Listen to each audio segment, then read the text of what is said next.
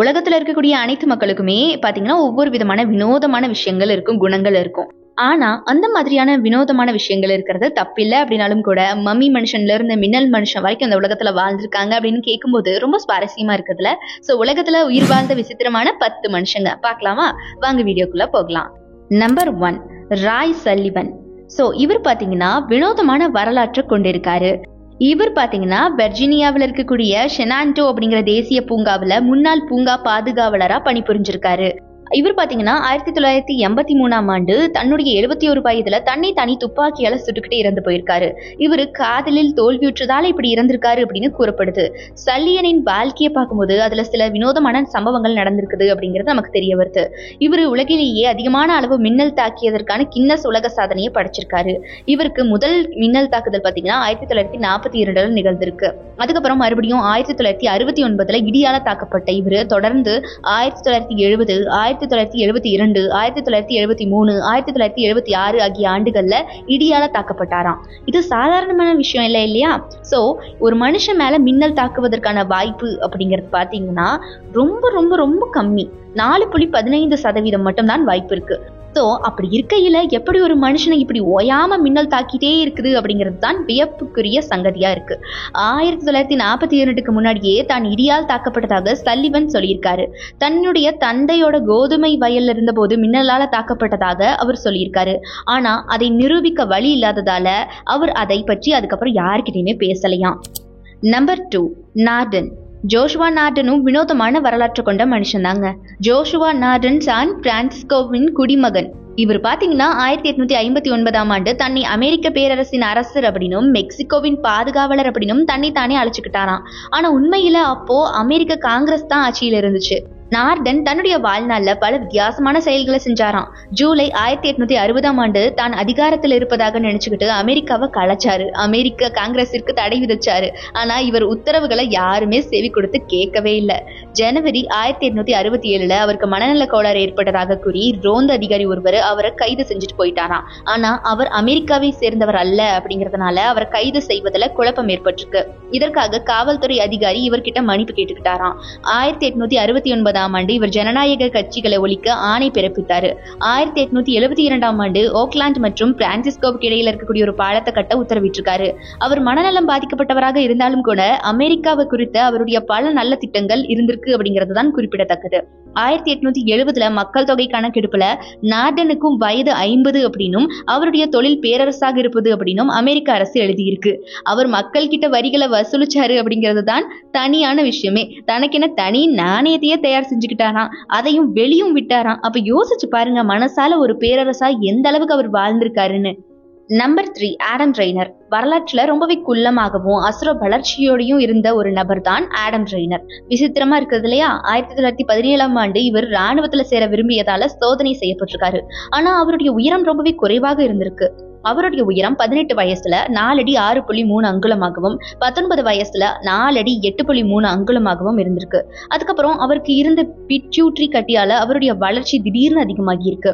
1930 அவருடைய பிட்யூட்ரி கட்டி அறுவை சிகிச்சை மூலம் பாத்தீங்கன்னா எடுக்கப்பட்டிருக்கு. அதன் பிறகு அவருடைய உயரம் 6 அடி 9.1 அங்குலமா இருந்திருக்கு. அவருடைய முதுகெலும்பானது பாத்தீங்கன்னா இன்னும் வளர்ந்துகிட்டே இருக்கு. அதாவது வளர்ந்து வரும் அப்படிங்கறத பாத்தீங்கன்னா கண்டுபிடிச்சிட்டாங்க ஆல்ரெடி. சோ அறுவை சிகிச்சைக்கு பிறகு அவர் வளர்ந்துகிட்டே இருக்கிறாரு அப்படிங்கிறது தான் விசித்திரமான விஷயமே. அவருடைய வளர்ச்சியை யாராலையுமே கட்டுப்படுத்த முடியலையா. அதுக்கப்புறம் 1950ஆம் ஆண்டு பாத்தீங்கன்னா அவர் இறக்கும் போது 7 அடி 8 அங்குலம் இருந்தாராம். சோ அவருடைய கால்கள் 13.1 அங்குலமும் கைகள் 9.4 அங்குலமும் 241 பவுண்டுகள் எடையும் கொண்டிருந்தாராம். அப்போ அவர் ஒரு ராட்சச மனிதராகவே பார்க்கப்பட்டாராம் அங்க இருந்த மக்களால. Number 4, Lina Medina. 1939ஆம் ஆண்டு பெரு அப்படிங்கிற நாட்டுல இருந்து ஒரு ஏழை மனிதன் பாத்தீங்கன்னா தன்னுடைய 5 வயது மகளை மருத்துவமனைக்கு அழைச்சிட்டு வந்திருக்காரு. அந்த சிறுமிக்கு சில மாதங்களுக்கு முன்னாடி விசித்திரமான கட்டி ஒன்று உடல்ல வளர்ந்துட்டு வருது அப்படிங்கிற மாதிரி கண்டுபிடிச்சிருக்காங்க. அங்க மூட நம்பிக்கையில மூழ்கி இருந்த அந்த பகுதி மக்கள் பாத்தீங்கன்னா சாத்தானின் செயலால தான் அந்த பெண் வயிற்றுல ஒரு நீண்ட பாம்பு வளர்ந்துட்டு வருது அப்படின்னு சொல்ல ஆரம்பிச்சிருக்காங்க. இதனால பெண்ணின் பெற்றோர்கள் முதல்ல சமன் அப்படின்னு சொல்லக்கூடிய மந்திரவாதிகளை நாடியிருக்காங்க. ஆனா அது பலனளிக்கல அப்படிங்கறதுனால மருத்துவரை தேடி வந்திருக்காங்க. அந்த சிறுமியை மருத்துவர் எக்ஸ்ரே செஞ்சு பார்த்தபோது அந்த சிறுமி கர்ப்பமாக இருக்கிறாங்க அப்படின்னு தெரிய வந்திருக்கு. இதனால காவல் அதிகாரிகளை அழைச்ச மருத்துவர் இது குறித்து பேசியிருக்காரு. இதனால அந்த சிறுமி சிறுமியின் தந்தைய சிறுமி மீது துஷ்பிரயோகம் செஞ்சதாக சிறையில் அடைச்சிருக்காங்க. ஆனா எந்த ஆதாரங்களும் இல்லாததால சிறுமியின் தந்தை விடுவிக்கப்பட்டிருக்காரு. அந்த சிறுமியின் பெயர் லினா மதினா அப்படின்னு சொல்லப்படுது. மே மாதம் 14ஆம் தேதி 1939ஆம் ஆண்டு பாத்தீங்கன்னா தன்னுடைய 5 வயது சிறுமிய 21 நாட்கள் நிறைவடைந்த நிலையில வரலாற்றிலேயே குறைந்த வயதுடைய தாய் அப்படிங்கிற பெயரை லினா மதினா பெற்றிருக்காங்க.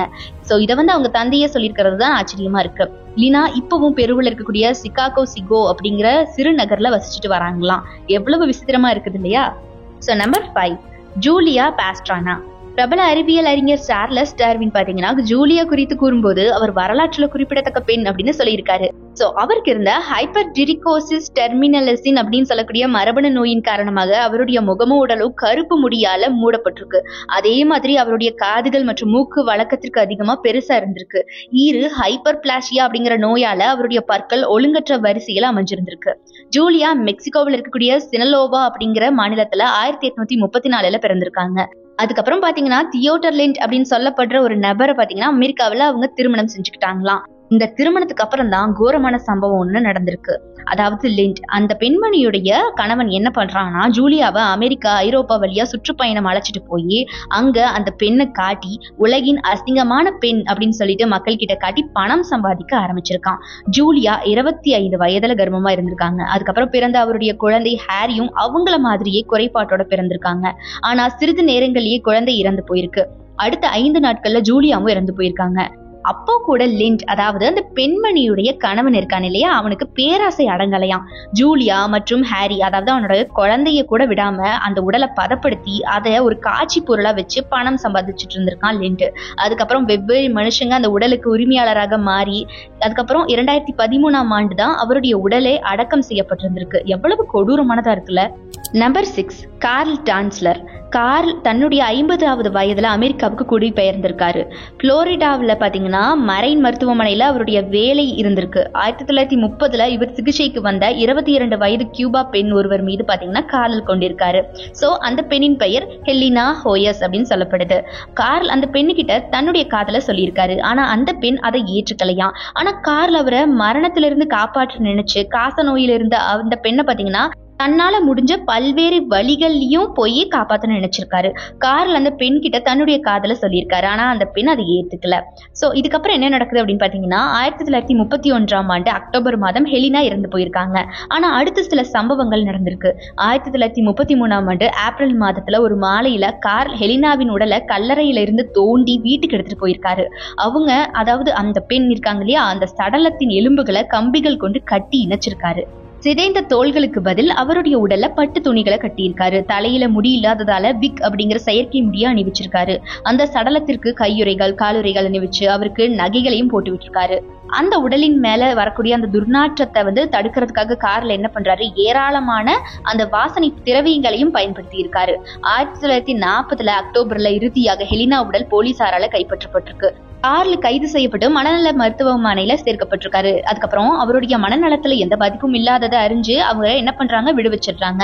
சோ விடுவிக்கப்பட்ட அவரு ஹெலினா அளவிற்கு அவருடைய உருவ படத்தை வரைந்து சாகும் வரைக்கும் அதோடைய வாழ்ந்து இறந்து போனாராம். எப்படிப்பட்ட காதல்ல. So number 7, Gottfried Knoch. So இது பாத்தீங்கன்னா கோட்ஃப்ரைட் நோச் 1837ஆம் ஆண்டு ஃப்ரீபெர்க் பல்கலைக்கழகத்துல மருத்துவம் படித்து வந்த ஜெர்மன். அதுக்கப்புறம் 1840 வெனிசுலாவுக்கு குடிபெயர்ந்திருக்காரு இவரு. அங்க அவருடைய ஏழை மக்களுக்கு இவர் இலவசமா மருத்துவம் பார்த்து வந்திருக்காரு. அதுக்கப்புறம் 1854 பாத்தீங்கன்னா அவர் கார்கஸ் அப்படிங்கிற இடத்துல குழந்தைகளுக்கான மருத்துவமனையை நிறுவி இருக்காரு. ஒரு ரகசியமான விஞ்ஞான முறையால இவர் தனித்துவமாக பார்க்கப்பட்டிருந்திருக்காரு. உடல் உறுப்புகளை வெளியே எடுத்து மனித உடலை பதப்படுத்தக்கூடிய அதாவது எகிப்து மம்மி அப்படின்னு அழைக்கப்படக்கூடிய அந்த உடலை முறையா பாத்தீங்கன்னா கண்டுபிடிச்சிருந்திருக்காரு. 1869ஆம் ஆண்டு ஜோஸ் பெரோஸ் அப்படின்னு சொல்லக்கூடிய சிப்பாய் நிமோனியா காய்ச்சலால இறந்து போயிருக்காரு. நோச் அவரை பதப்படுத்தி தன்னுடைய அலுவலக வாசல்ல பார்வைக்கு வச்சிருந்திருக்காரு. அதுக்கப்புறம் தன்னுடைய குடும்ப கல்லறையின் வாயிற்காவலாக அந்த பதப்படுத்தப்பட்ட உடலையும் வச்சிருந்திருக்காரு. இந்த விஷயம் ரொம்பவே புகழடைஞ்சிருக்கு. Number 8, Gloria ராம்ரேஸ். குளோரியாவிற்கு 2 குழந்தைகள் இருந்திருக்காங்க. அவங்க ஒரு இல்லத்தரசியா இருந்திருக்காங்க. 1963 பிறந்த குளோரியா 1994 தான் இறந்து போயிருக்காங்க. அவருடைய விசித்திரமான மரணம் காரணமா அவர் நச்சுத்தன்மையுடைய பெண் அப்படின்னு அழைக்கப்பட்டிருந்திருக்காரு. 1994 ஆண்டு அவர் ரிவர்சைட் அப்படிங்கிற சொல்லக்கூடிய பொது மருத்துவமனையில அவசர சிகிச்சை பிரிவுல சேர்க்கப்பட்டிருந்திருக்காரு. அவர் புற்றுநோய் மற்றும் டாக்ரிகார்டியா அப்படிங்கிற நோயால அவதிப்பட்டு வந்திருக்காங்க. இதனால ஒரு நர்ஸ் அவர்கிட்ட பாத்தீங்கன்னா ரத்தம் எடுக்க வந்திருக்காங்க. அப்ப குளோரியா உடல்ல இருந்து அமோனியா போன்ற மனமுள்ள வாயு வெளிவந்திருக்கு. அது அந்த நர்ஸுக்கு மயக்கத்தை ஏற்படுத்தி இருக்குங்க. அதுக்கப்புறம் 2வது வந்த நர்ஸும் அவருடைய ரத்தத்துல புதிதாக ஏதோ கலந்திருப்பதை கண்டறிஞ்சிருக்காங்க. பாருங்க, அந்த நர்ஸும் அந்த இடத்துலயே மயங்கி விழுந்திருக்காங்க. இதனால அவசர சிகிச்சை நோயாளிகள் எல்லாருமே வெளியே அனுப்பப்பட்டிருந்திருக்காங்க. சுமார் இரவு 10 மணிக்கு புற்றுநோய் சிறுநீரக செயலிழப்பால குளோரியா உயிரிழந்திருக்காங்க. அவர் இறந்து 2 மாதங்களுக்கு பிறகு அவருடைய உடல் சேத பரிசோதனை செய்யப்பட்டிருந்திருக்கு. ஆனா சேதமடைந்திருந்த அந்த உடல்ல மரணத்திற்கான எந்த காரணத்தையும் கண்டுபிடிக்கவே முடியலையாம். நம்பர் 9, லீ சிங் யுவான். நம்முடைய பட்டியல்ல அடுத்து பாத்தீங்கன்னா வருபவர் சீன தேசத்தை சேர்ந்தவர்னு சொல்லலாம். பழங்கால கற்பனை கதை புத்தகங்கள்ல இருந்து வந்தவரா இவரு அப்படின்னு பல பேர் கேக்குறாங்க. ஏன்னா இவருடைய வாழ்நாளானது 197 முதல் 256 ஆண்டுகளாம். அவர் தன்னுடைய 10 வயசுலயே சீன மூலிகைகளை சேர்த்து வந்ததாக கூறப்படுது. அவர் 100 ஆண்டுகளாக இந்த மாதிரி மூலிகைகளை சேகரிச்சு வந்ததா சொல்லப்படுது. அவர் பல வருடம் உயிர் வாழ்கிற ரகசியம் குறித்து அவர்கிட்ட சில பேர் கேட்டிருக்காங்க. அதுக்கு அவர் பதிலளிச்ச விதம் பாத்தீங்கன்னா, இதயத்தை அமைதியா வச்சுக்கோங்க, ஆமை மாதிரி ஒரே இடத்துல இருங்க, புறாவை மாதிரி பிறரை பயமுறுத்துங்க, நாய்கள் மாதிரி உறங்குங்க அப்படின்னு சொல்லியிருக்காரு. மொத்தமா இவருடைய மனைவிகள் 24 பேர். மொத்தமா இவருக்கு பாத்தீங்கன்னா 11 தலைமுறைகள் இருக்குதான். அதை தாண்டி கூட இருக்கலாம் அப்படின்னு சொல்லப்படுதுங்க. நம்பர் 10, டொராங்கல் வார்கஸ். பிப்ரவரி 12ஆம் தேதி 1999ஆம் ஆண்டு பாத்தீங்கன்னா வெனிசுலாவில இருந்து காவல் அதிகாரிக்கு ஒரு அவசர அழைப்பு வந்திருக்கு. 2 சிறுவர்கள் ஆற்றின் அருகே ஒரு பூங்காவில மனித எலும்புகளை பார்த்ததா செய்தி வந்திருக்கு. இதனால விரைந்து வந்த போலீசார் அங்க இன்னும் 6 பேரின் எலும்புகள், தலைகள், கை கால்கள் இருப்பதை கண்டுபிடிச்சிருக்காங்க. அந்த இடத்துல இது குறித்து விசாரித்த போது அது ஒரு ஏழை வீட்டின் மீது சந்தேகத்தை ஏற்படுத்தி இருக்கு. அண்டை வீட்டினர் பாத்தீங்கன்னா அந்த மனிதரை பைத்தியம் அப்படின்னு காவலர்கள் கிட்ட சொல்லியிருக்காங்க. காவல் நிலையத்துக்கு அந்த மனுஷனை கூட்டிட்டு வந்ததுக்கு அப்புறம் அந்த மனுஷன் சொன்ன முதல் வார்த்தையே அதிர்ச்சி ஏற்படுத்தி இருக்கு காவலர்களுக்கு. ஆண்களின் இறைச்சி பெண்களின் இறைச்சியை விட சுவையாக இருக்கும், பெண்களின் இறைச்சியும் சிறிது இனிப்பு சுவையாகத்தான் இருக்கும், ஆனால் ஆண் இறைச்சியே நன்றாக உள்ளது, அதன் சுவை கிட்டத்தட்ட பன்றிக்கறி அல்லது பாபிக்யூ மாதிரி இருக்கும் அப்படின்னு சொல்லியிருக்காருங்க. இத கேட்டு காவலர்கள் பாத்தீங்கன்னா பதறி போயிருக்காங்க. அங்க இருக்கக்கூடிய ஒரு காவலர் கிட்ட கூறிய நபர் டோரங்கல் வார்கஸ். இதுதான் அவருடைய பேரு. 1957 பிறந்த இவரு வெனிசுலா சிறையில அடைக்கப்பட்டாராம். இவர் பாத்தீங்கன்னா ஸ்கிசோப்ரினியா அப்படின்னு சொல்லக்கூடிய மனநோயால பாதிக்கப்பட்டிருந்திருக்காரு. அதனால அவருக்கு தண்டனைகள் எதுவும் வழங்கப்படல. அதனால பாத்தீங்கன்னா அங்க சிறையிலேயே அவர் வச்சு சிகிச்சைகள் அளிச்சுட்டு வராங்களாம். அந்த ஆண்டே பாத்தீங்கன்னா தொலைக்காட்சி நேர்காணலையும் வார்கஸ அந்த கொலைகளை பத்தி பேட்டி எடுத்திருக்காங்க. இது எவ்வளவு சுவாரஸ்யமா இருக்கு, யோசிச்சு பாருங்க. அவர் பாத்தீங்கன்னா சமையல்காரரா இருந்திருக்காரு. ஊட்டச்சத்துக்காக தான் இந்த மாதிரி மனித இறைச்சிகளை நான் சாப்பிட்டு இருந்திருக்கேன், அந்த இறைச்சியை எடுத்துக்கிட்டதுனாலதான் நான் இந்த மாதிரி பலமா இருக்கேன் அப்படின்னு வேற சொல்லியிருக்காரு. நான் ஒருபோதும் அதிக கொழுப்புடைய மனிதர்களை கொன்றதே இல்லை அப்படின்னு வேற சொல்லியிருக்காருங்க. இறைச்சியை சமைக்கும் போது அதற்கு நல்ல மசாலா தடவி நன்கு சமைப்பதன் மூலம் இறைச்சியில் இருக்கக்கூடிய கிருமிகளை அழிச்சுப்பேன் அப்படின்னு சொல்லியிருக்காரு. மனித கண்கள் மற்றும் நாக்குகளை கொண்டுதான் சூப்பு செய்வேன் அப்படின்னு சொல்லியிருக்காரு. அவர் செஞ்ச இந்த காரியம் அந்த பத்திரிகைகள்ல பரபரப்பா பேசப்பட்டுச்சு அந்த காலகட்டத்துல. இதெல்லாம் தெரிஞ்சு செஞ்சாரா தெரியாம செஞ்சாரா அப்படின்னு தான் தெரியல. இதை பத்தி நீங்க என்ன நினைக்கிறீங்க அப்படிங்கறத மறக்காம கமெண்ட் பாக்ஸ்ல கமெண்ட் பண்ணிடுங்க. இந்த வீடியோ பிடிச்சிருந்தா லைக் பண்ணுங்க. மறக்காம நம்ம அறம் யாதிரிகள் சேனல் சப்ஸ்கிரைப் பண்ணி சப்போர்ட் பண்ணுங்க.